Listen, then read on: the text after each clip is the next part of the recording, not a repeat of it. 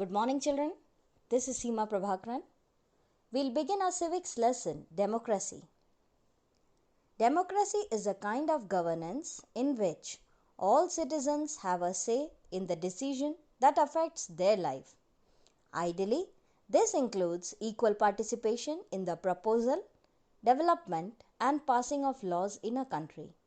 This can be done by the people directly or through representation, where people choose their leaders. How this term evolved into its present form and where it was born is an interesting story. The term democracy was coined as early as 5th or 4th century BCE to denote the political system that existed in some Greek city-states, Athens.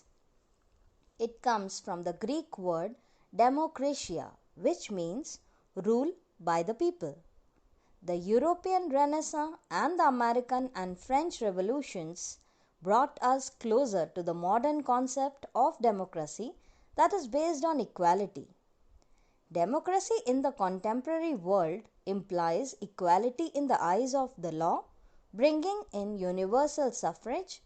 Universal suffrage means voting right of people, freedom of speech, and the rule of law. Next heading is Evolution of Democracy. The system by which a country is governed is known as its form of government. Governments can be of different types. First, let's talk about monarchy. The system of government where a king or monarch rules is known as monarchy or rule by one. Monarchs have the power to make decisions for the entire country or state. The monarchs have the final say in the running of the country and its laws. They do not have to defend or explain their actions to the people. Monarchies are usually hereditary, that is, the power passes from kings and queens to their children. People do not have a say in the selection of monarchs. During AD 476 to AD 800, in Western European history, many city-states in Greece were governed by small groups of nobles who shared equal power.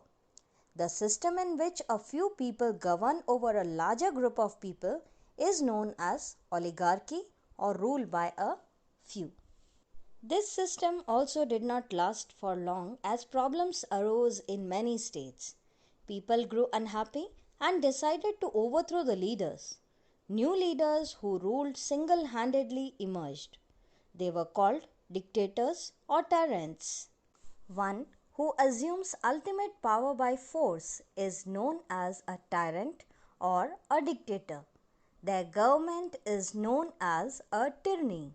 Monarchy, oligarchy, dictatorship are called totalitarian regimes where government exercises absolute power and people have no say. That's all for today's class. Thank you and have a nice day.